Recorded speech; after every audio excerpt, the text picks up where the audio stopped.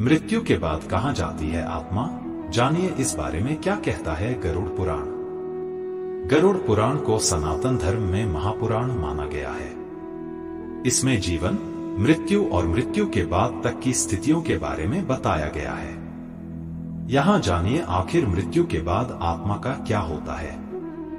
Video में आगे बढ़ने से पहले हमारे YouTube चैनल जीवन ज्ञान संगम को लाइक सब्सक्राइब करें और कमेंट में जय श्री राम लिख दे। आपका कल्याण ही कल्याण होगा।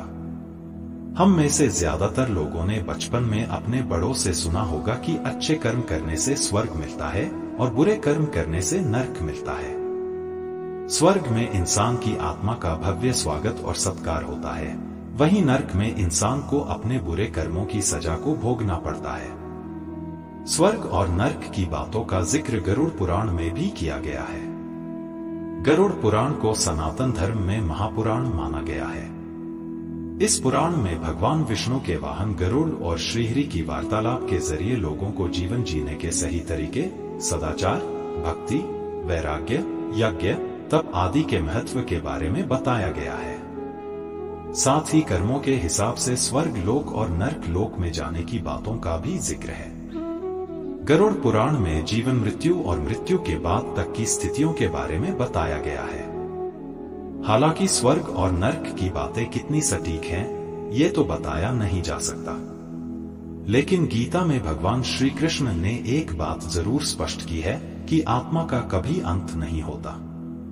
आत्मा सिर्फ शरीर को बदलती है, ठीक उसी तरह जैसे व्यक्ति पुराने कपड़ों को बदलकर नए वस्त्र धारण करता है। सिर्फ पंच तत्वों से बना शरीर ही मरता है। लेकिन ऐसे में एक सवाल सभी के ज़हन में उठता है कि अगर आत्मा मरती नहीं तो शरीर मृत होने के बाद वो जाती कहां है? कैसे उसे नया शरीर मिलता है? आइए जानते हैं इस बारे में क्या कहता है गरुड़ पुराण। सबसे पहले यमलोक जाती है आत्मा। गरुड़ पुराण के अनुसार जब मृत्यु आती है तो यमलोक से 2 यमदूत आत्मा को साथ लेने के लिए आते हैं।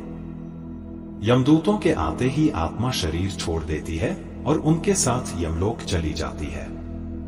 यमलोक में ले जाकर यमदूत उसे 24 घंटे तक वहां रखते हैं और उसे दिखाते हैं कि अपने जीवन में उसने क्या क्या अच्छे और क्या क्या बुरे कर्म किए हैं। इसके बाद आत्मा को उसी घर में छोड़ दिया जाता है जहां उसका जीवन बीता होता है। 13 दिनों तक आत्मा अपने परिजनों के बीच रहती है।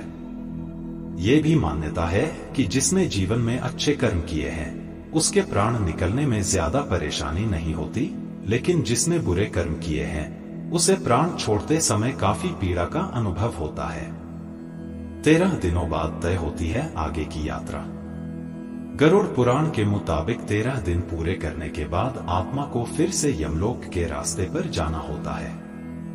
यमलोक के रास्ते में उसे 3 अलग अलग मार्ग मिलते हैं: स्वर्ग लोक, पितृलोक और नरक लोक। व्यक्ति के कर्मों के आधार पर यह निर्धारित किया जाता है कि उसे किस मार्ग पर भेजा जाएगा। पहला अर्ची मार्ग यानी देवलोक की यात्रा का मार्ग माना जाता है। दूसरा मार्ग धूम मार्ग पितृलोक का मार्ग बताया गया है और तीसरा मार्ग उत्पत्ति विनाश मार्ग जो नरक की यात्रा के लिए होता है। अपने पाप और पुण्य को निर्धारित समय तक भोगने के बाद आत्मा को फिर से शरीर मिलता है। आज के लिए बस इतना ही। मिलते हैं न्यू वीडियो पर। जय हिंद, जय भारत।